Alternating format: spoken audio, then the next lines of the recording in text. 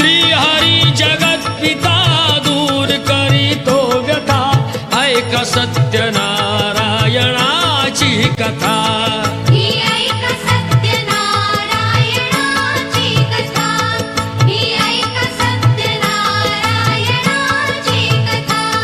मुकुराजा होता महाथोर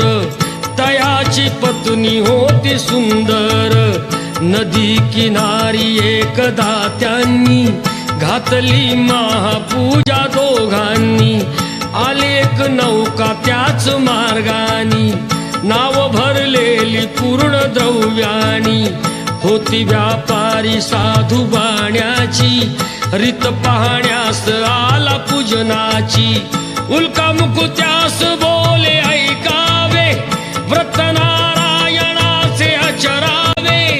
मनोइच्छित फळ मागावे चरणी श्रीहरीच्या लागावे